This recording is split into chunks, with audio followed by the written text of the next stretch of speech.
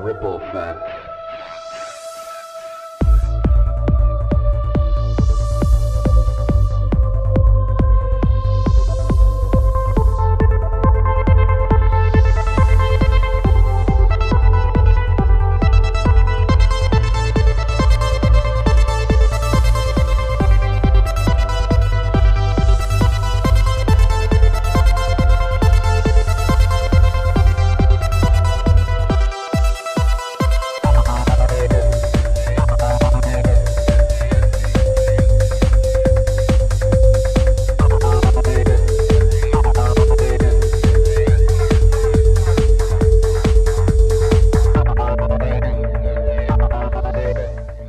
Another episode of the Ripple Effect podcast.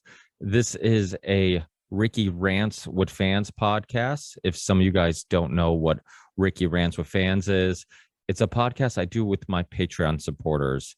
I never really know who's going to show up or how many people are going to show up, but it's always a blast.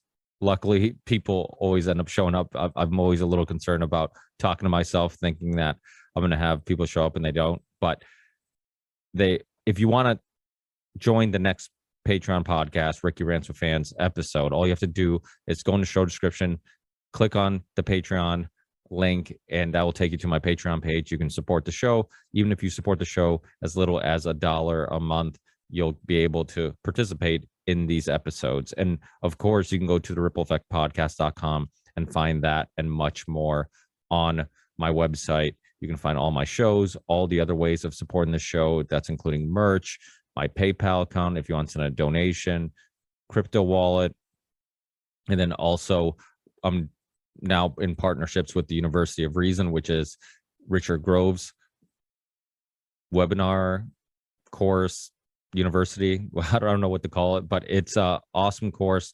And on my last episode with Matt Raymer from Content Safe, we discuss a little bit about what he got from it, what he learned, and also the connections and networking he got from joining the University of Reason. And I'll have Richard Grove on very soon in the near future to also discuss what you get from the course and all that stuff. But I'm a big fan of convincing people to go out and chase your dreams, pursue anything you love, and try to not be stuck in a life of emptiness and doing something you don't enjoy, and try to get more out of it. And I think his course will help a lot of people do that.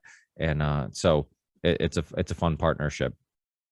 With that said, let me see if anybody's in the waiting room, and let's get this party started. And it looks like Ronnie's here. At least we got one person. Ronnie, if you guys listen to the show, you'll know he's a regular on the Ripple Effect podcast, Ricky Rants with Fans. And Matt's here. So that's Matt Pierce. I wonder if he's still doing his podcast. What's up, boys? I think you guys are still connecting. Can you guys What's up, man? You guys can hear me? Hey, What's yeah, up? can you hear me? I can. Yeah. Oh, good. I hear Ronnie. What's up, boys? What's going on, man? Good to see you. Yeah, good to see you guys. I know I was like going back and forth at the time, but I'm happy that I found a time that works with you guys. So it's good to see you guys showed up and also drinking. Iced tea. What's new, boys? So what's going on in your neck of the woods? I know. Well, Matt, I hear there is a war just outside my border. That's new. I was when you contacted me, I was happy to see that you had intentions in showing up, because I kind of wanted to get your European perspective on what's going on, because it seems like, you know, counting on where you're getting your news and where you are in the world, you have a slightly different perspective on the world events. So what's going on? You know, I guess what are they telling you is going on at home? They're telling us pretty much the same thing as you guys are getting. Hitler is the next Hitler, and we need to join NATO ASAP. But our political people are, I think they're scared. They're like, yeah, I know you want to go into NATO, but might not be the best time. Let's talk about this. And our president went last week to visit Biden and talked with the CIA about, I guess, funny stuff. Who knows? He met the CIA boss. And he came back and he was like, yeah, NATO is not like at this moment, we should not join. We already have, like we train with US every year.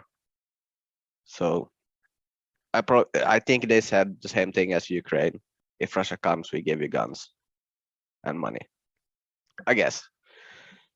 So that's that. And we are taking in, I went to the police to start my licensing with guns, and there was like 10 families from Ukraine there that it was like processing them, and was a woman coming and asking, where are these guys going to live? And she got an address and drove them off and came back like 15 minutes later and picked up the next family. And so yeah, and the people are of course the ones that said if it saves one life is yeah, let's go, fucking World War III. And I'm like, maybe not. Yeah, I'm a little confused about how people are so quick to like, because a lot of the left and people who I consider on the left that I'm a fan of, like they're so quick to point out that the media is probably lying to you about what's going on in Ukraine and Russia, and they're trying to paint Putin as this bad guy, but the US gets some blame for like kind of poking the bear, and obviously the historical part of it with promising that NATO wouldn't expand east, and now attempting to, and then all that stuff, and they're talking about Victoria Nuland and the Oliver Stone documentary, Ukraine on Fire, and they're so quick to kind of filter out the bullshit that the media is trying to feed you. And I'm just like, where were you guys like 2 years ago? Well, like, how come you basically took all the BS numbers about COVID deaths and cases and all that stuff, like they just ate that all up, and now they're all about like going back to to pre 2020 and just coming to the conclusion that the media lies to you about everything. And like one of my favorite tweets of late is somebody, and I forget who wrote it, but somebody tweeted, they're like, oh, I believe the media's their perspective on the Russia Ukraine war as much as I believe them on COVID. And it's so true. It's like people pick and choose when to believe what they're being told, and it's all based on their own like personal opinions. And it's like, to me, like I lose respect for people like that. It's like, okay, well, you can't do that. You can't just all of a sudden decide that now the media is full of shit and the government, American government, is responsible for this and that, or whatever. And yet, like, you just, for the last 2 years, you thought they were the good guys and they were only concerned about getting people healthy and protecting us. I mean, have you guys seen the same type of thing where it seems a little confusing, like how people all of a sudden can just pretend that the people that they've been believing for the last 2 years, all of a sudden they're back to calling them liars. And it's like, wait, I don't get it. Like, it's all just based on your political ideology because you're so anti-war that you're okay with pointing the finger and calling them bad. But when the COVID thing happened, do you get what I'm saying? Do you get what I'm trying to say? Yeah, sure.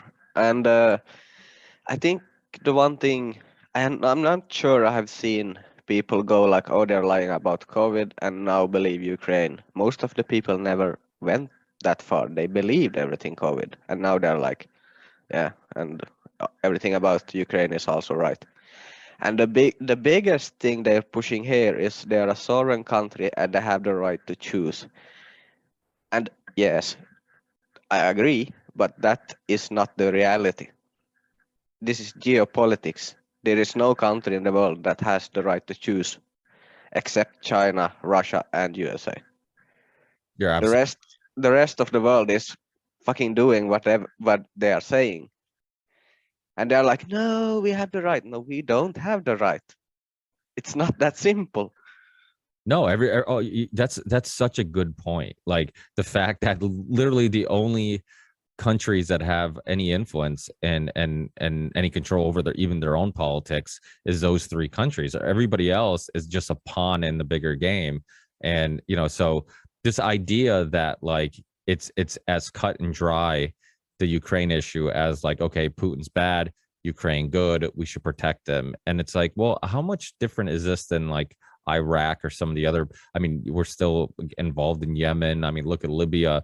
I mean, you can go down just the list of countries and that we've been a part of, just the destruction, and yet like there's no uproar of banning U.S.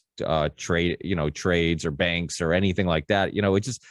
How quickly they've come together to turn on Russia. It's been pretty amazing how just like literally everybody's bought into the fact that it's as simple as Russia being the bad guy, and nobody's looking at the historical timeline that led to this, and how basically we've been basically poking the bear for a while and getting involved in Ukraine elections and trying to get them involved in NATO and all this other stuff, which for their own national security purposes, having influence on Ukraine, which has tons of natural resources and also borders their country, like that's something that to me, like Russia would have more incentive, and I have a better understanding of why they would want some type of influence over that country. And then of course there's tons of Russians in there. I know Ukrainian people who were born in Ukraine who don't speak Ukrainian. They speak Russian, and they consider themselves Russian. Not to say that that's everybody, because I have friends from Estonia who absolutely hate Russians. They talk about how the Russians and the Estonians would get in fights in school, and because that some people felt like during the time of the Soviet Union that the Russian culture was pushed onto them, and they had a sense of pride of their own culture. Matt, what's your take on all this? Well, like you're a consumer of alternative media, and what's your opinion on what's going on, and the propaganda is super thick on this one. I find it hard to believe that so many people aren't seeing what we're being fed as quote unquote news as bullshit, seeing that it's all in English, right? So is it geared towards America? I mean, that throws up a red flag to me. I don't know if you saw this video that's out there of all these women standing topless, and they have the Ukrainian flag painted on their chest with their fists up in the air, and they're all shouting out in English. So is that something geared towards Europe and the Ukraine and Russia, or is that something that's geared towards us to get us on one side or another? So it's like all this propaganda that we saw shoved down our throats the last 2 years with COVID. I had people that were so close to seeing through the shit, and now all of a sudden they're all on board with this Ukraine thing with the Ukrainian flag and their profile pictures. Nobody knows really what's going on, do we? I mean, we're being spoon-fed a bunch of bullshit is what I think it really is. And there's a bigger agenda going on out there, and what it is, I don't know. Yeah, setting us up for something. Fourth Industrial Revolution, Great Reset. This all just seems too convenient to not be connected, Yeah, I completely agree, and it shows the power of propaganda and PR of the U.S. I mean, they've done such a great job of demonizing the Russians and everything related to them that people just jumped on board the story so quickly. It's like, what pisses me off too is like they have no problem sharing or showing videos of, well, even though some of them, if not most of them, look like they turn out to be fake, but they've been showing videos of Ukrainian people. And I remember I was talking to my parents, and my dad's like, "Oh, have you seen some of these videos from Ukraine?" And he watches Portuguese news because he doesn't really speak much English. And he's like, "Oh, have you seen these videos?" He's like, "Oh, it really tugged at my heartstrings." And he's like, "I really feel bad for the people." He's like, "I don't know what's going on, but he's like, I feel bad for the people." And I'm just like, where the fuck were all those videos during Iraq? Like all those innocent, like where were all those videos with Libya or Yemen or anywhere else? Like, to me, it's unfair, and it's well done that they only show war videos now when we're not the ones invading countries. in 2000, I think it was 2018 or 2000, sometime prior to 2020. I don't know if you guys remember that survey that was going around where they were asking foreigners, if a country invaded your country, which country do you think it would be more likely to be? And the US was number one. Like everybody, this was prior 2020. They're like, yeah, if we got invaded, most likely it'd probably be the US. And now we're the good guys who are going around trying to stop invasions. And the fact that like I talk to people and I'm like, we've been involved in their elections. We've been, and they're like, yeah, but Putin's, you can't let Russia do that. I'm like, well, if Russia doesn't have influence over that country, we're going to. It's not like somebody from the outside's not going to have influence over that country. Like we're not just, there's a reason why we've been involved in that country for years. And to I don't know, it's frustrating because it's working so well again, the propaganda. Like people are, I mean, all the athletes that are being banned, EA Sports pulled any Russian team from the new FIFA. Like I'm like, how many athletes don't even know anything about politics or geopolitics or whatever? I'm like, that's like assuming because we live in the US that when we invaded Iraq, we should be punished because we obviously were for the Iraq war and punishing everybody in the country and everybody related to the country because they represented that invasion. And it's like, well, not everybody in Russia is probably okay with what's, invading Ukraine. So it's like to punish athletes and all these people that didn't make that decision really don't, they're just a part of a culture and a country. To me, it seems a little over the top. But it's just, in a way, I almost feel sympathetic to like the Russian people who have nothing to do with this and are being, you're hearing about people vandalizing Russian bakeries and stuff like that in New York or stores and stuff like that. And it's just like, it's so wild and how quickly it happened. But again, the thing that I find fascinating is how quickly the anti-war movement is so quick to point out media propaganda and media, lying to you and financial interests in all this in regards to the military industrial complex. And a lot of these people were completely ignorant and ignored the exact same issue in regards to the medical freedom movement and like the fact that big pharma has a lot of influence and the fact that the media will lie to you not just to get you into a war but also to get you jabbed. And it's like, how do you not see that it's the same fucking thing? Like, how do you, like, it's just, I don't know. It's frustrating because there's a lot of people I like, Abby Martin and Lee Camp and people who, you consider on the left, and Jimmy Dore, a lot of respect to him because he was one of the ones that I was disappointed in initially, and he's come completely around.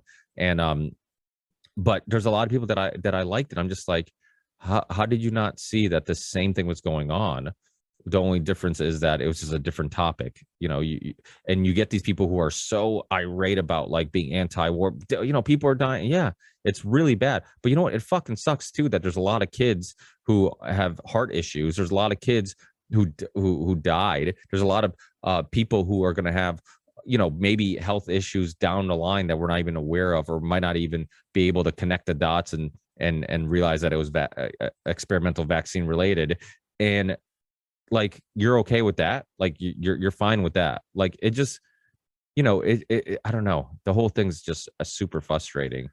Yeah, hit on a lot of points there, but I can say I have Russian colleagues from the last work, and they are well, it's a she, and she is saying that the Russian family of her is just laughing their asses off. Like, they're trying to sanction us and they don't give a F about anything. They're like, what are you guys doing? This doesn't bother us. Like, we need your restaurants, McDonald's and stuff like that. And they have their own banks. So they're like, well, fuck you. But now I heard they're trying to cancel the central bank in Russia, and that might be a problem. But before, they was like, this doesn't bother us. Well, Like, they didn't care. all the economic stress that they're going to put on the country. Like, how about all the innocent civilians in that country that are going to pay for that? Poverty is going to go up. They're going to have issues. Like, it's like, I don't know, the people pick and choose which times they want to be moral, and it's like, to me, it's like, it's all wrong. I mean, in war, nobody wins. I'm not a fan. Of course, I'm not a fan of like invading a country, but I can understand like the reason he did it out of necessity. Like, we didn't like when the Russians put missiles in Cuba, right? Like, we're like, get the fuck away from our territory. Like, you're near our continent. Get away from get away from us. It's, and you can understand why the U.S. would get mad, because for national security reasons. Well, I can understand why Russia would be concerned about a country that is full of Russians, that is much closer in culture than we are to them, and borders their country, why they would want influence of that country and wouldn't want a outside country having influence over their politics. And even like, have you guys heard a lot about like the Nazi movement in Ukraine? Yeah, the Azov or Aslov battalion or something like that. There's actually a really good podcast I was just listening to from this guy Reed Coverdale, who I follow on Twitter. It's I'll look it up. The Naturalist. I'll look up the name of the podcast, and his last episode had a guy on that broke it all down from World War II and the Nazis, leaving Germany and go into the Ukraine. And just basically setting up shop there. It was pretty interesting, and it takes you on kind of a journey from then until how we got to where we are now. So maybe it's not too far-fetched when Putin says, "Hey, I'm going and stopping Nazis in the country," and not only that, but the bioweapons labs are supposedly something real now too. When everyone just laughed that off as a silly conspiracy theory a week ago when all this shit happened, It's kind of crazy. Let me look up that podcast. I'll let you know what the name of it is. Biolabs are so funny. It went from, in 1 week, there is nothing there, to, can we have someone go in and get our stuff? It was what the fuck? it was the QAnon posts that were posting overlay maps of where the bombs were going off as to where these biolab places were supposedly from, and just I don't know. It just seems like things are starting to come to light now. It all kind of happens, and everyone, the power of the media and the propaganda is so unbelievable that it can get everybody to turn on one country at the drop of a dime, and not just one country's leaders or the leadership team of that country, but every freaking citizen in that country too. It's absolutely crazy. I'm going to shut up now and look up that podcast. I actually had a friend tell me he supports the Azov battalion because we had news about a guy from where I live that went to war, and I sent them, I think it was New York Times or something, that had an article about the alt-right is going to fight with the Nazi battalion. And I sent that link and asked, are we okay with this? And what if he was a Nazi? And they was like, well, if some Nazis die, I don't care. I want like Russians to die. And I was like, holy shit. They are supporting that we use Nazis to defend against Russia. Because we did that also in the Finnish war. So it's a thing here in Finland. We have used it before. We had Hitler on our side. So it's a weird thing. It's coming back like it's a circle.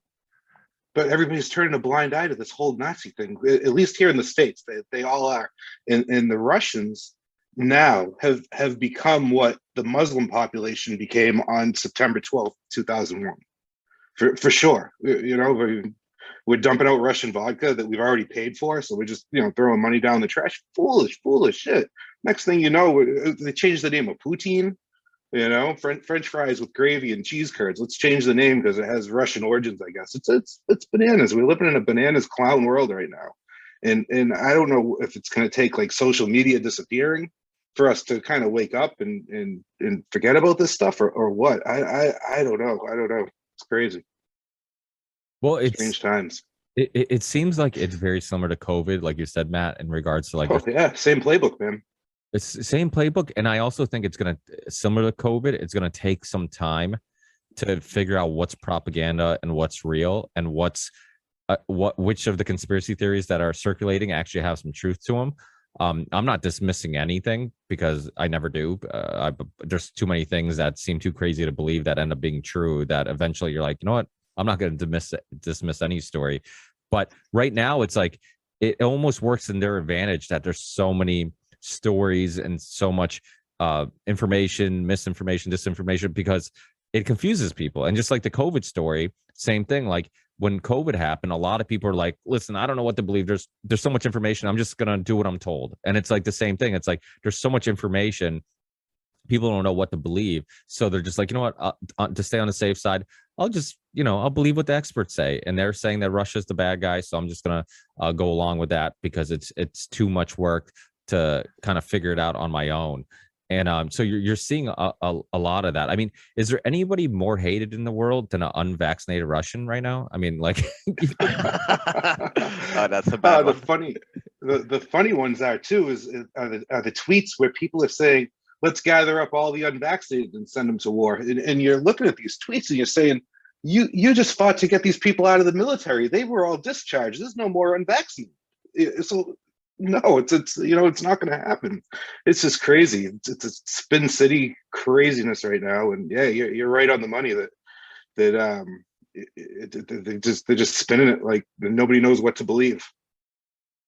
Yeah. I like also that we get all the conspiracy buzzwords, like false flag and stuff. They're doing false flags like that, this, that, and we're like, what?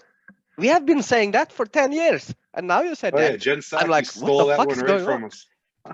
Dude, it's so crazy. It's funny. I was thinking the exact same thing. It was Biden was talking about the Russian. He had like some press conference recently, and then right after, the anchor was talking about like information that they're getting. They're like, yeah, there's people saying that Russia might try a false flag here, and I'm like, it was boggling my mind. I'm like, oh my god. I'm like, this is crazy. The fact that the only time you'd hear that word be used years ago was on InfoWars, and now like they're just openly like, and every time you accuse anything of being a false flag, people would look at you like you're crazy. They're like, oh, that doesn't exist. And now they're openly and Russia is doing it too, because they said the Russia bombed hospital, and they went full Ole Damengord, like they're crisis actors, and I was like, what the fuck is going on? Well, how is this even possible? Russia definitely. There's a really good documentary I watched years ago about the Russian Chechnyan War, and I don't know if you guys are familiar with like the Russian bombing, the apartment bombings that happened, and apparently like there was it was a real false flag event where you had these apartments in Russia that got blown up, and then eventually come to find out that the parts came from Russia. They weren't Chechnyan, but they used those events to basically blame Chechnyan terrorists, and then to get involved in Chechnya. So it's like, of course, every country does false flag events. I'm like, that's not too hard to believe, So, but it's amazing that now it's literally a technique, a tactic used in geopolitics that people openly discuss, and it's just like, if literally a false flag is a real life conspiracy, you're conspiring to blame a event on somebody that it's not. It's like that's literally like you're admitting that conspiracies exist. I mean, but it's insane that now people openly talk about it. That's why I'm a big believer that if we just keep doing what we're doing, like eventually the truth will come to the surface and we'll all be proven right. There'll be a lot of debates in that in that journey. There'll be a lot of people calling us crazy, but eventually the proof will come out and will be proven to be right. And I think this is no different too. I mean, it's no different than Iraq or any of the other any of the other wars that they've justified and said it was for moral reasons. And now we look back and it's like, yeah, maybe there wasn't weapons of mass destruction. Yeah, maybe, the anthrax wasn't, a terrorist related. And so it's like, I feel like we just hold on. Eventually we'll find out what the real intentions are and what's really going on. Like Matt said, like I agree with you. Like I think there is some chess game going on right now and we're not quite sure what and why. I mean, it might be as simple as like Russia's had enough and they're like, you know what? Fuck this. Like, you guys keep meddling in Ukraine. I'm taking this fucking country. And but there's also, have you guys also heard the chatter about Putin's mental state? And so there's some concern that during the COVID lockdown or that whole COVID 2020 and 2021, that he was very isolated, and he stopped listening to consultants around him and other people. And even recently when he has meetings, he's like at this very long table away from everybody. And so there's some concern about his mental state. And one thing we do know, if you're isolated long enough, you can convince yourself of anything, and it's necessary to be around. That's why I always think like you have to have honest friends around you, because sometimes you can convince yourself something's a good idea, and then you have that friend that's like, no, she's a crazy bitch, you need to let her go. Like, you need that friend who's going to be honest, instead of being like, yeah, maybe things will work out this time. So I there is some talks about that. Initially I thought it was more media propaganda, people talking about like, oh, Putin's mental state, but apparently there's some truth to the fact that he kind of took the COVID thing kind of seriously, and he kind of isolated himself much more because of that. So who knows? Again, we go back to the same thing. It's like, who fucking knows? We don't know what to believe, because everybody's lying to you for a different reason. Yeah, and they're going with two narratives, at least here, about that he has bowel cancer or just lost his mind when he has been isolated, as you say. So they're like going with two and at the same time and trying to figure it out, and I'm like, maybe not. As a good business move, Matt, have you thought about doing a Ukrainian spice? That would really work. Something yellow and blue. No. Yes, something yellow and blue, and just like call it Freedom Spice or something. How's that going, Matt? I wanted to. Can you hear us? You lost us? I still see you. You're muted. I think we lost him. Matt, can you not hear He's us? looking a bit confused. Yeah. The Russians. Might just be. This is the beginning of the end. When he is, until he comes back, I read, I'm starting to talk Swedish here. I read the funniest PR article today, and it was about Norway. And they're getting a shit ton of money now when we need their oil, and buying all the oil from Norway. And I was like, yeah, we feel so bad. How can we take this much money? We don't know what to do. I was like, holy shit. A year ago, they made a series about the Norwegian oligarchs taking cocaine and fucking hookers and partying their asses off, and like the worst people in the society. Biggest hit in all Northern Europe. Everybody saw it. And now they're coming out like, yeah, we are getting too much money. We are considering giving it to Ukraine. I'm like, I don't know. It's so stupid, everything. Have you are you still on YouTube, Ronnie? I stopped posting on YouTube because I wanted my prenumerations to be there, and then the project I was starting was things that I have learned that I want you to learn. But I realized pretty quickly that the podcasts I listen to have like a 1 to 2 month cycle before anything new, really new comes. So it's hard to, I mean, every podcast you get something, some small thing, but you can't like take 10 seconds from that and 10 seconds there. And so I was, this is hard. And then I saw on Rumble I had like 600 views on one. So I was like, okay, somebody is watching. So I was like, maybe I should do it, but I don't know.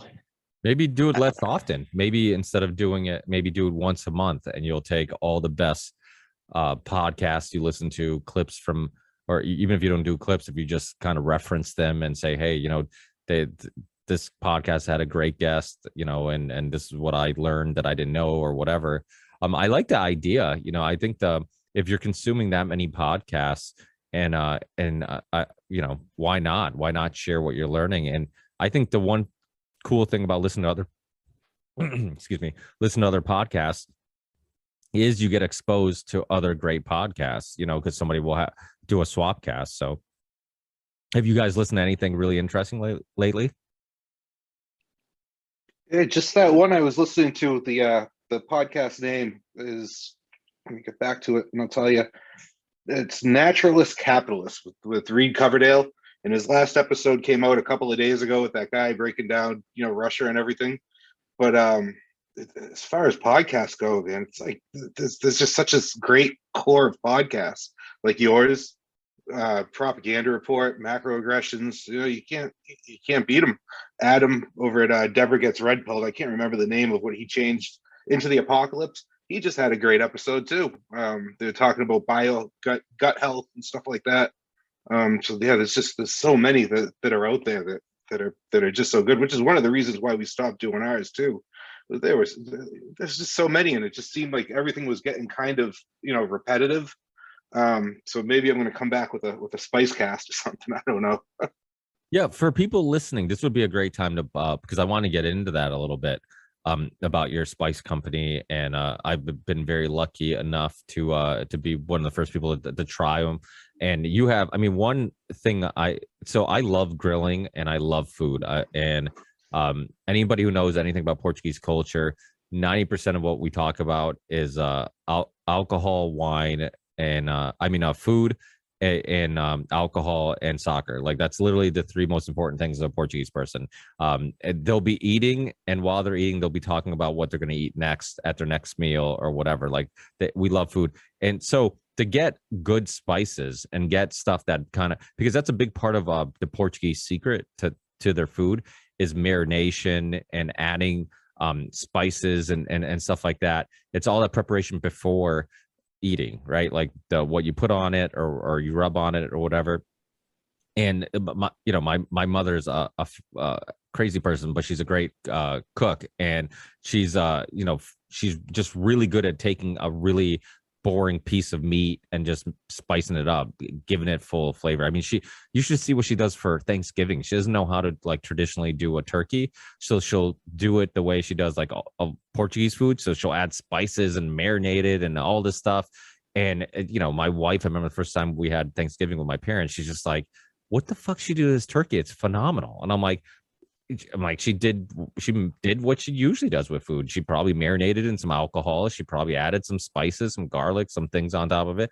And it's not what you're used to. So, it gives that flavor. So to have a company like yours, which I'd love to get into where you get your ingredients, where do you get your inspiration, and what specific foods maybe inspired you to create a spice for that food. Is there anything like, okay, I love steak, so I want to create a great something to put on steak. I like pork. Just get the origin story of it. It was way less romantic than that. There wasn't any sort of like real inspiration. So I've worked in kitchens my whole life, and I was working an event and we were throwing burgers on the grill, and the guy throwing them on the grill, not putting anything on them. So I said, go get your salt, pepper, onion, garlic. And he looked at me and he goes, Spog, man. And the name stuck with me, Spog. So Spog became the flagship first spice that we did for Granite State Spice Blends. And then from there, everything kind of built off of that. I took it up to 15 different blends that we had at one time. Now I brought it back down to 11 because it was just too many, and things were getting sloppy, and sometimes things weren't showing up when I was ordering them. And you mentioned you want to know where I get them online. I have searched kind of high and low, and I found one retailer that deals with a lot of fair trade stuff, not organic, but they know where their stuff is coming from, and they have great descriptions on all their spices and the country of origin and whatnot. So I would do that over the organic thing, because that organic label, it's just a label. It's a stamp you put on and you pay the federal government money. Another big inspiration for the business was with my two girls. They're involved in it. My wife's involved in it. When you take a look at the packages, get one right here. You got my daughters putting the labels on. My wife and I fill the bags. I do all the blending, and then I go out to farmers markets and kind of little agoristic, if that's even a word, agoristic settings where we're selling them. And I just did Liberty Forum in New Hampshire and Manchester this past weekend. Made some great connections within the Free State Project, and yeah, just kind of moving along. It's just a fun little hobby side hustle that I did. I wouldn't really call it a business as much as I'd call it just kind of a thing that I'm doing, like there's no official business, anything. I have a website that makes me kind of look legit, but I'm making spices here in my kitchen, fire roasting off all the chilies and the seeds outside, bringing everything in, muddling up all the powders, mixing it up. Just much like your mother's cooking, it's a labor of love, right? No one else can duplicate that. When you have a love for something, and my love just happens to be eating flavorful food, you can't duplicate it. She'll make the best Thanksgiving for you guys, forever, and that's awesome. It's got to start with the love and wanting to do something like that. Yeah, that's one thing I love about food. So years ago, I had Mariana Van Zeller on. She's been on the Rogan podcast a few times, but she's a Portuguese journalist. She did remember that documentary Oxycontin Express? It was a kind of a well known for kind of exposing what was going on with the doctors over prescribing it. And then after that documentary, I think Rogan had her on the first time soon after that. But she's a Portuguese journalist. I had her on my show, and when I had her on my show, it was around the time that they were releasing a show called Breaking Borders, I believe. What it was called, I don't know if it was on NetGeo or Travel Channel or one of those channels. And what she was doing, she was traveling to places with this like very famous chef.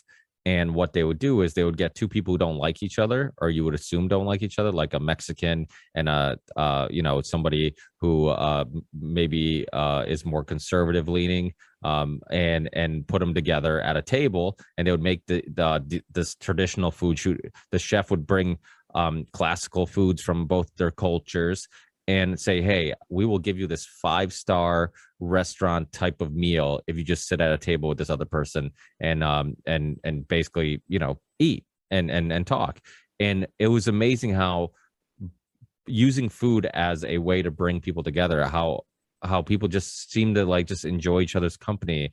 And even though they were into different types of foods, they appreciated the foods from different cultures and stuff like that. And it's like, that's like the one thing that we all have in common. It's like you go back throughout history, even when we're hunter gatherers, I mean, you looked forward to the time of the day where you were done with all your work, you sat around as a community or a tribe or whatever, a family, and you sat around, you ate, and then you appreciated food.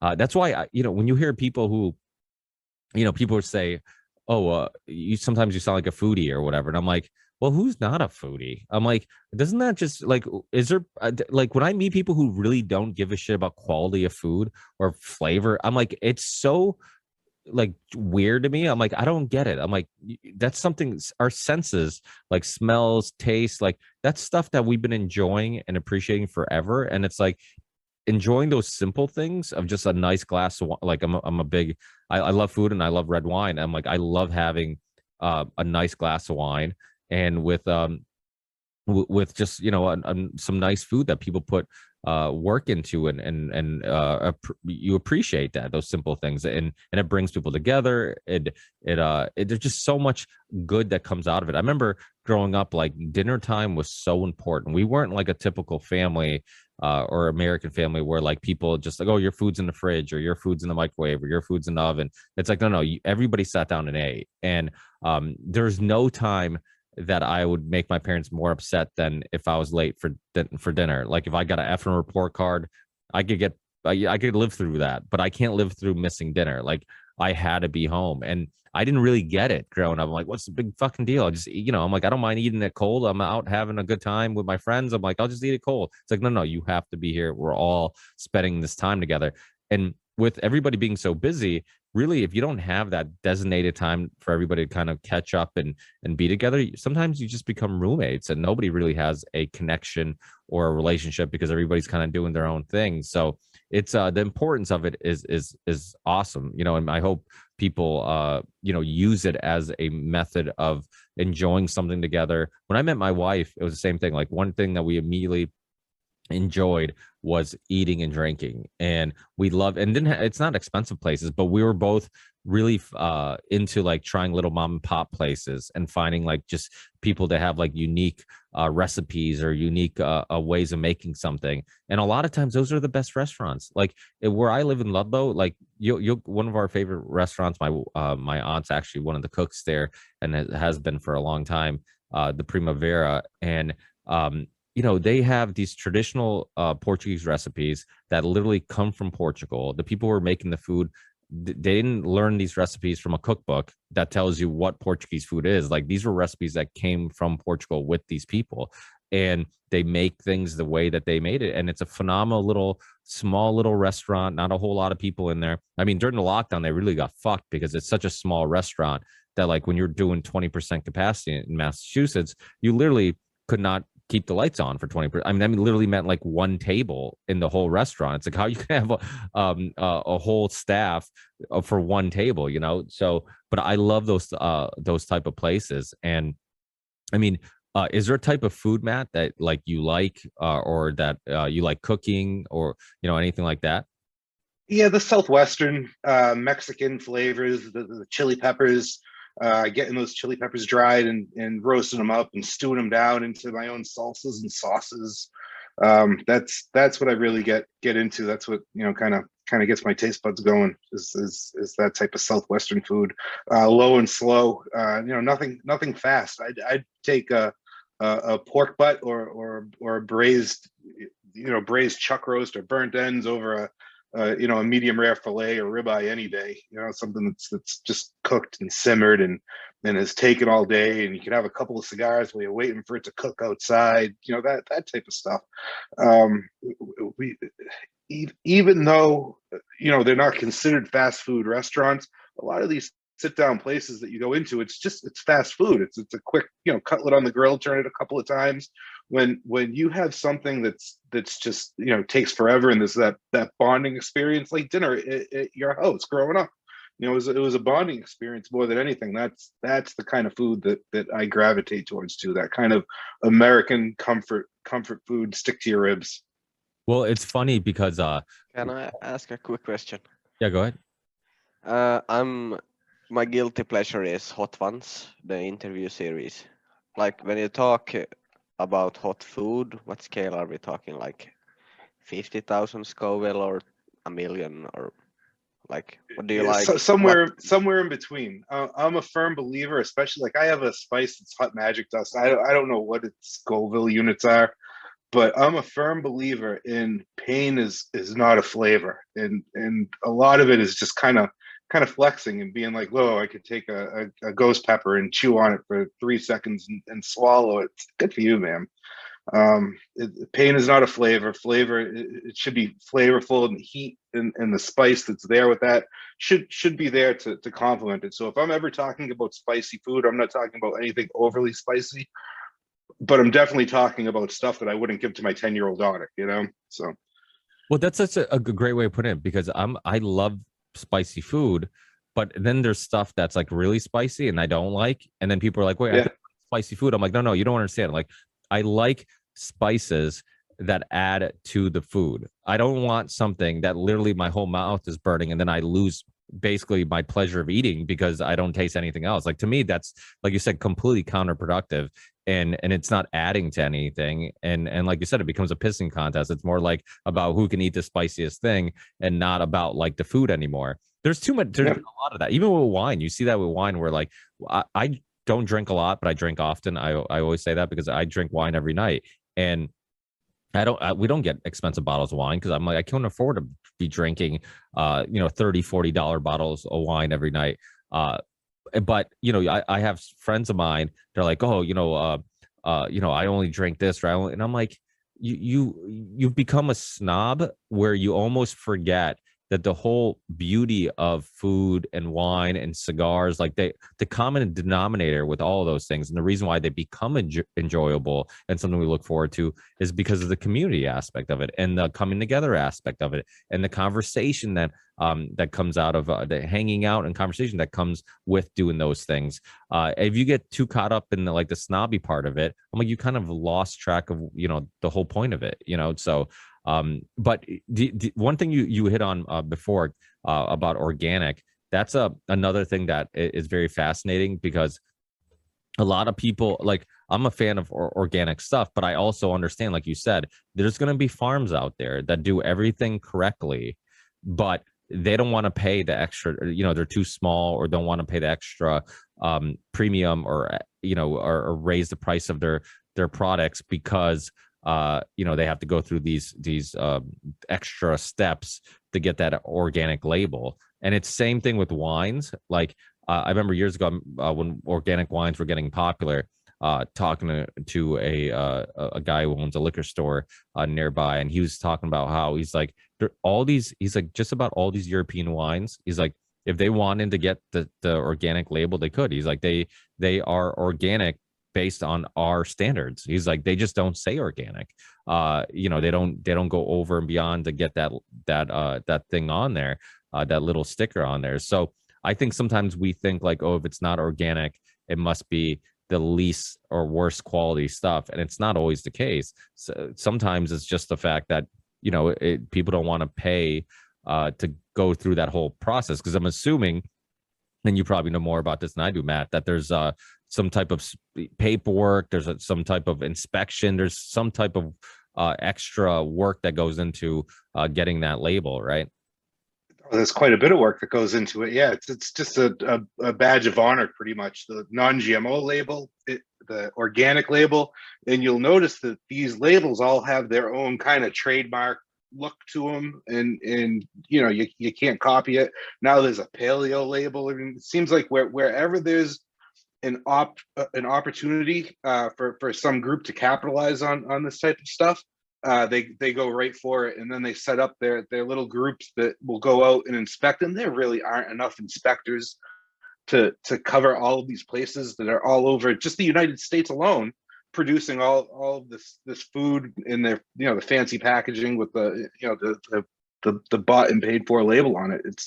It's a farce. It's a total farce. And what we should be doing right now is knowing who's producing our food, from where it's being grown to where it's being processed to where it's being sold, right? And that's thinking small. And we need to go from this mindset of going to I think out in your area it's Big Y, in my area it's Market Basket, and realizing we need to realize that when we walk into these giant supermarkets, Ronnie, I don't know what the major leading supermarket is out in your area, but when we go into these supermarkets, it's much like the media that control, 6 companies control all the media. Well, there's about 10 companies that control all the food that you're consuming. And now you get guys like Bill Gates getting his hands into farmland, and what's he going to do with that? So we need to, as a whole, as a population, go back to the small sort of communal, know what you're getting and where you're getting it from kind of mentality. I don't know if I kind of went off track there or what, but that's that's just my thoughts. Yeah, we have basically 4 companies that sell food, like the big ones, big supermarkets. Yeah. And also about the green stamp, because the company I was working for had GMO free meat, and it only means that you don't put you spray the crops with something that's not like in the what's the, you agree you can use this and not this. It doesn't mean it's better or worse. It's like, You have to use what they deem safe, and they push on you is what it is. And so they have you're their not free own, to choose what you want. Yeah, and they have a pig that they're raising that they are trying to manipulate, but not like putting genes in it. Like they talked about, they have a problem with pigs because they make babies seasonally, and they want to change that. So now they are putting in lights and trying to make the pigs not know what season they are in at the moment. And that way they try to change the genes of the pigs. So they're doing it naturally, but still like throbbing and trying stuff. So when I was listening to that, I was like, yeah. And they also talked about vaccinating them with some vaccine that makes them better and stuff like that. So I was like, I'm They're not playing sure with about fire. this. Yeah, they are. They are. They're playing with fire. It's one thing to take one breed of pig and bring it to an area and notice that it interacts well with this breed of pig within the environment and crossbreed those and get to where we're going with an ideal pig or an ideal crop. It happens with crops all the time. But once you get into Frankenstein sort of manipulation of this stuff, like what Monsanto, I think it's Bayer now, what they would do, even with their pollen blowing into another corn farmer's field, their executives and lawyers are knocking on that corn farmer's door saying, now you have to pay us royalties because our pollen is pollinating your corn, and you have no say over it. And who knows what they've been doing in a lab to get that pollen to where it is. It's not natural. It's not natural, just like soybean oils aren't natural and these vegetable oils aren't natural. And we're playing with fire, man. We're manipulating stuff to a degree that it's you are what you eat, and it's not going to be good. Well, yeah, you are what you eat, and you also are what you eat. That's the other thing too. Yeah. That's a thing. People, there's a great documentary I watched years ago called "The Future of Food," and I think I need to go back and rewatch it because I am a little concerned about the future of food, and I'm kind of wondering if some of their predictions are coming true. Rob Wolf, who was just on my podcast recently, he was on the Rogan podcast with his co-author of his book called Sacred Cow, which is also a documentary which you can find, I believe, on Amazon Prime. It's a very much worth the watch.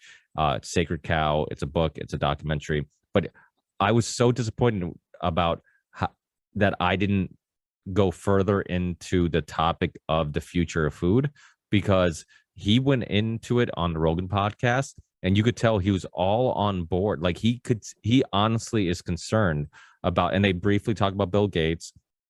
They briefly talk about the agenda of demonizing meat, like in places in like New York, they have like Meatless Monday and like all this stuff where you're conditioning kids into believing that the reason why there's Meatless Monday is because meat's bad for you.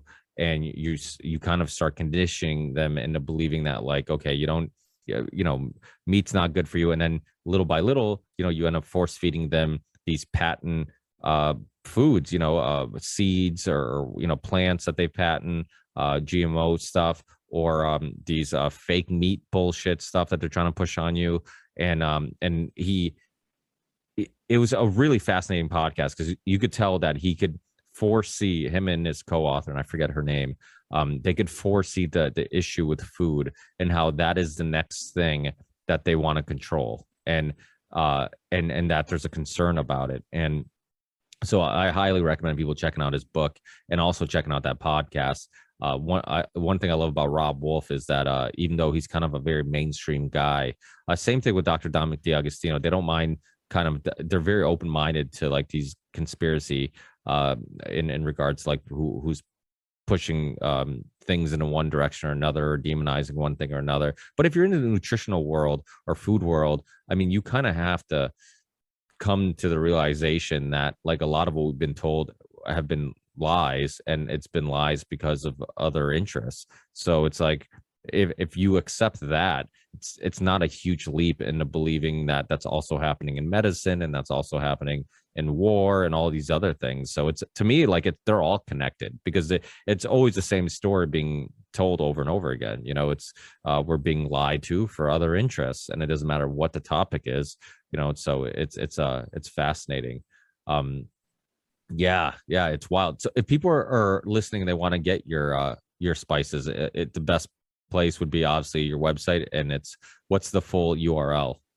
So it's granitestatespiceblends.com. Blends S on the end there. And yeah, we're just a small little mom and pop outfit out of New Hampshire in my home kitchen. And we travel around to different farmers markets. And like I said, I'm gonna be doing the every third Saturday farmers market, or not farmers market, but marketplace. It's like an agora marketplace for the Free State Project. So after meeting a bunch of those folks, I said come and check it out. So I think it'll be fun to go and check that out.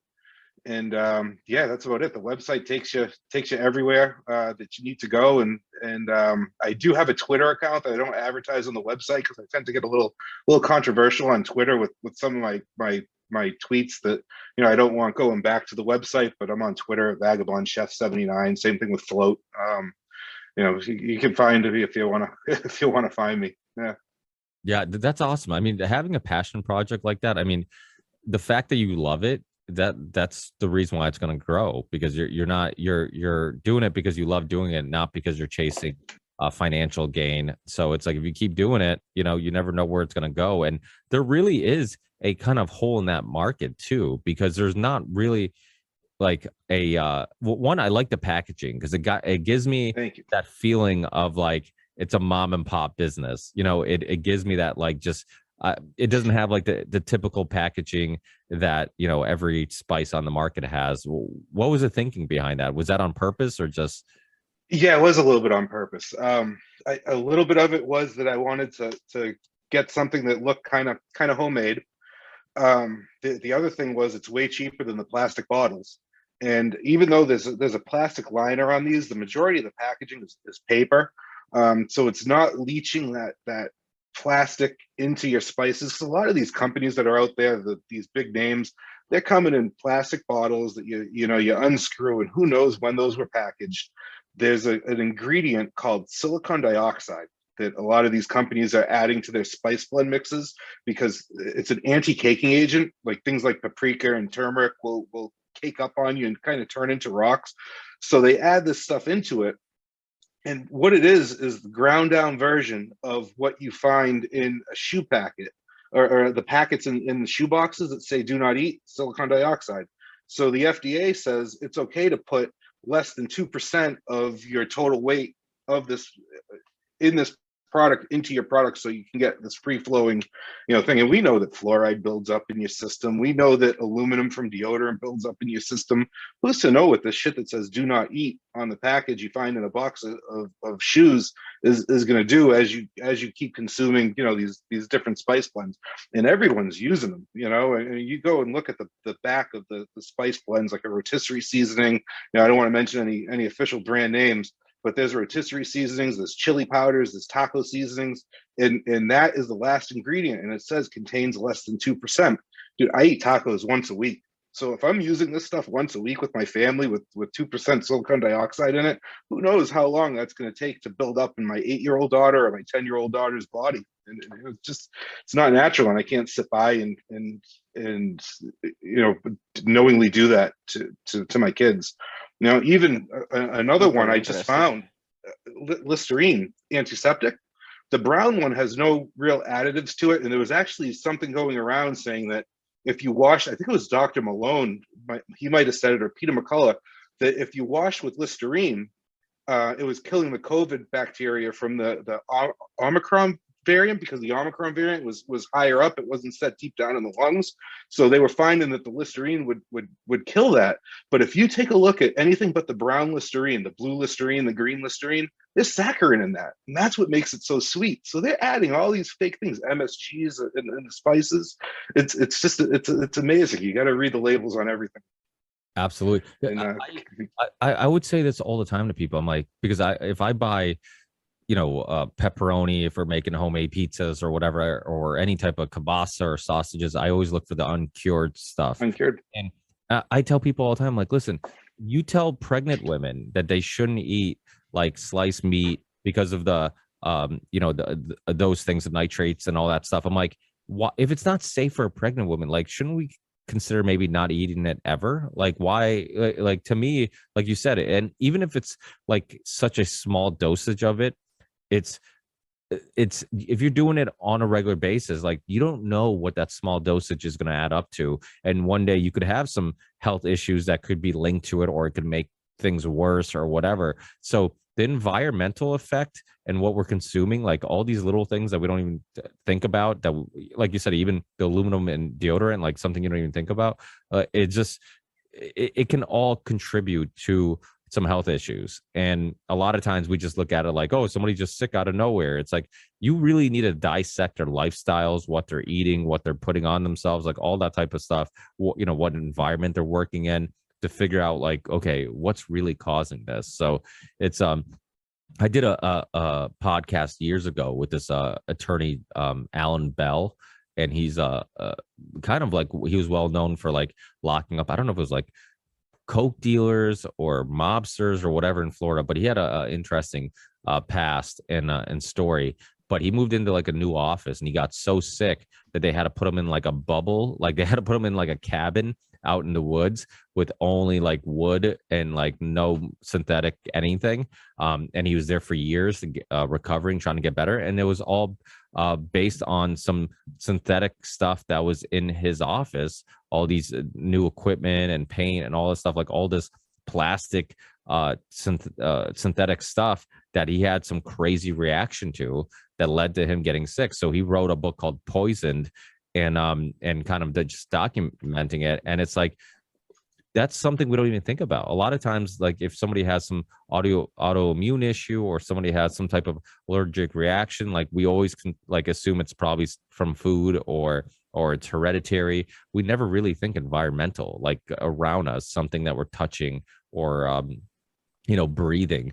So it's just it's fascinating. It's like all these things can have a negative or positive effect on you, and it's like we really need to take the time to think about all that stuff. I mean, something we don't even think about, like when we buy something, clothes, whatever it may be, like what are they using to color it? Like what are they using to preserve it? What are they using to whatever? So it's all having effect on you. I mean, sunscreen, for example, like you put sunscreen on. I don't know what the fuck's in sunscreen. Like I don't know what what chemicals they use, but you put it on your skin, your pores are open because you're sweating, and you're putting it on your skin, it's getting into your body, like, and it could be harmful. So it's a lot of times there's a lot of little things that we kind of take for granted and we overlook. So it's like you said, even with food, it's really important to look at that stuff. Like when you look at meat, like buy uncured sausage, buy, even if it's a couple bucks more, like if you're eating it on a regular basis, it's worth it. You can't put a price on your health. I always say, I'm like, the reason why I live in a small house is because we eat healthy stuff, and it's expensive to eat healthy. So it's like, I'll take the time to pay a little more to get something that's not full of chemicals, or get a healthy snack. If my kids are eating something, if there's a healthy alternative, I'll buy it, because all those little things will add up, for better or worse. So yeah. I have, great speech. I have an idea. Matt, you should buy Charlie's the book, the Octopus of Global Control, or whatever the name I have is. it, yeah. Use that and put some quotes on your packets, like Bill Gates said, like a small one. So when people buy it and they're like, okay, what's this? Because I am subscribed to the Christian church here, so I get their papers, and they have on the back, they have on a small edge, they have a joke, and that's the only thing I'm reading. But but it's always funny, and they're making fun of themselves, and I think you should do that too. Like put like the Club of Rome said the climate change is bullshit, but we're going to go with it, or whatever the whole quote is. That's maybe a bit too long of a quote, but you get the idea. You'll own nothing and like it. Yeah, why not? Like put something small on, like if you if I had a company, I would use that book and take some small quotes and put them on the package. Maybe so it doesn't represent the whole company. You have a conspiracy like spice, right? And then only on that conspiracy spice. Each one you buy has a different quote on it. That's you know, so it makes it fun. Like you can collect all of them. Like they just collect all the quotes. I'm actually, and you guys will be the first to know, and I'll make this quick. I know you got to run, Ricky, but I'm actually working on a 33 ingredient blend. Wow. Yeah. Just kind of a an homage to the number 33 and what it means in the conspiracy world and whatnot. So isn't that it's mostly everything. What's that? I was gonna say, isn't that like way above average on what you normally put in a blend? Like, way above average. Yeah. This is just going to be a concoction, kind of like a fun novelty blend of pinch of granulated garlic, granulated onion. Once you start breaking all the ingredients down, to get to 33 is not that bad. Like the chili powders that I make, I'm using anywhere between 5 and 7 different peppers when I make them. So that knocks out almost a third of it right there. So it wouldn't be too hard. There'd be a little bit of a marketing spoof with it, but it would actually be 33 different things that would go in. And I was thinking about calling it like the Full Enlightenment Blend or something like that. About the number 33, I've just learned this, and it might be bullshit, but Jesus died at age 33.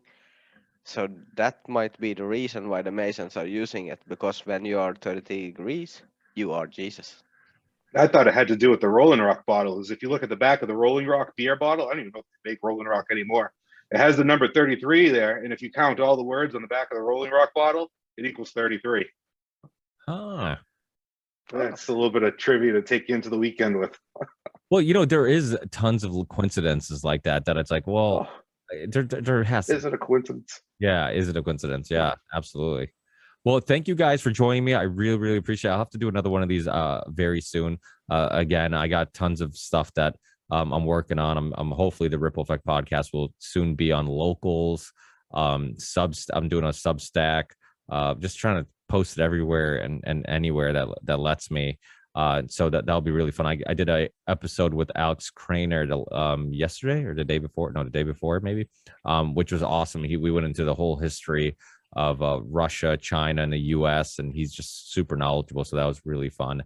And so I'm pedo discussion was thought provoking. Oh, with Matt? Yeah, in the end there. Yeah, talked about when to forgive and blah blah blah. Yeah. Well, it was a long conversation, but yeah. Yeah. That was, it's funny. Like every time I have one of those conversations, I'm always like, I wonder what the feedback is. Because it's always like, it's because I don't stray away from being honest and having those conversations. And I think that every topic, regardless how touchy or taboo it is, like if you're coming at it from an honest point of view and you're just trying to have an honest discussion, like I don't give a shit if it's recorded or not recorded. If this is a discussion I would have with a friend of mine, why wouldn't I be willing to share it? And so it is a tough conversation. And hopefully people will go back and they'll listen to the one with Matt Raymer. We kind of get into it, I think, closer to the end of the show. But yeah, it is, because it's like, how do you help somebody if everybody sees them as monsters, and and obviously who wants to publicly admit they have these urges and desires, so it's like, but the last thing we want is somebody to have those urges and desires and not get help, right? So it's like it is a tricky situation. It's a tough one. It really is. It's because obviously it's much more common than I think any of us, or at least a lot of, maybe not us, but the average person would tend to believe. It's way more common than I think we think, the average person thinks. So it's like, yeah, I remember someone on Teamcast had some guy on, and he said the age that when you ask every country in the world, they are looking at 13-year-old girls. That's that's what the guys are looking for. I'm like, that's young. It's very cultural. Like, it's very cultural. I'll tell you, if you guys can still find it, and I had the filmmaker and I talked about it on the last podcast, and I know I brought it up a few times before. It used to, believe it or not, it actually used to be on Netflix. That's where I found the documentary and then hit up the filmmaker to come on my show to talk about it. It was called Are All Men Pedophiles? And it's a very controversial documentary. And it's I mean, he was protested against everywhere. And he's like, I don't even have a stance. He's like, I'm kind of just observing this topic and going into it and exploring it. And he's like, and there's people protesting, making sure that was taken out of film festivals and all that stuff. But it's fascinating because it is very rare for somebody to do a whole documentary on that topic in the manner that he did it. And he talked to anthropologists and historians about like traditionally how old people were when they were having kids and all this stuff, and how much of it might be cultural, and what the actual definition of a pedophile, like, because I think there's I mean, I know I'm probably getting this wrong, but there's a word if you actually commit the act, and then there's a word if you just have the desire. And I believe you're a pedophile if you have the desire or temptation, or you're attracted to children before puberty. But it's there's another word if you actually commit the act. I'm almost positive that's the way it was, because I learned a lot from it.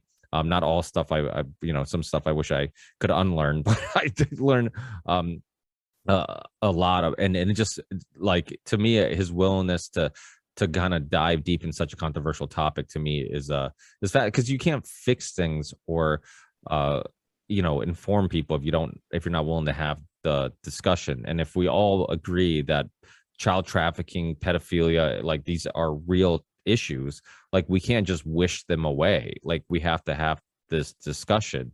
And it's like, without a doubt, I mean, when I've had people on, like Craig Sawyer, or Memory Hold, or Nick Bryan, who wrote the Franklin Scandal, like, you realize, like, this is a real issue. Like, this isn't just something that happens in some weird country and it's rare and whatever. Like, no, this stuff happens, and these predators are everywhere. And it's like, so you kind of have to have the discussion on, like, okay, let me better understand it and try to figure it out. And so yeah, I mean, as you can tell, I'm even having a hard time, like, even just defining what exactly the goal would be in having the discussion. But I think better understanding it to resolve it would be, I guess, one of the reasons why people would be willing to dive deep into those topics. I mean, when Memory Hold does full documentaries on the topic, it's not like he enjoys it. It's trauma, I'm sure, in some way, that he's dealing with some type of trauma, or getting trauma from, like, putting together these documentaries on the topic. But he understands that, like, hey, you have to get this information out there. So it's it's and it was sparked because of the recent Cain Velasquez story. I don't know if you guys know about that, but if people are listening, definitely look it up. It's such a crazy story. Rogan and Bisping talked about it recently, Michael Bisping, on the JRE podcast. And it's insane. But he killed a guy, or just beat him? Yeah, he wanted to kill a guy who allegedly molested his 4-year-old daughter. Yeah. So, wild. Yeah, well, without a doubt, it's a crazy story. But it's one of those things where it's like, I can't say I wouldn't do the same thing if I was him. It's like, how do I judge a guy? I mean, I couldn't even imagine. I don't even want to imagine being in his position, because it's that emotional. Especially if you are a top 0.001% fighter in the world, and you go up to a random guy and hit him in the face. You just need to hit once, and he's probably between death and life. Like, yeah. it's you're close. Right. Oh, absolutely. Oh, yeah. Oh, without a doubt. But there goes ending the show on a positive note.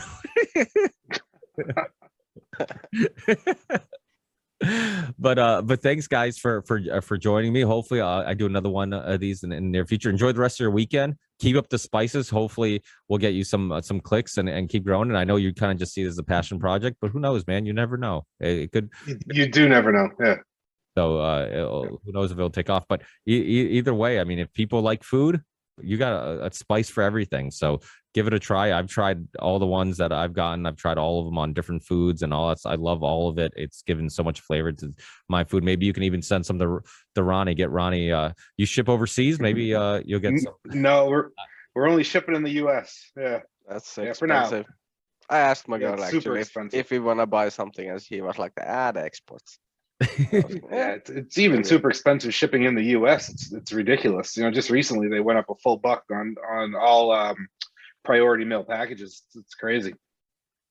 Yeah, it's we're gonna be struggling with a lot of different things going up in prices. I think unfortunately, but Buckle up.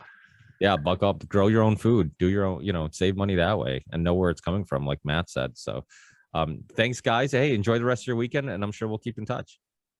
Cheers. Thanks, Ricky. It was awesome. Ciao. Take care. See you soon.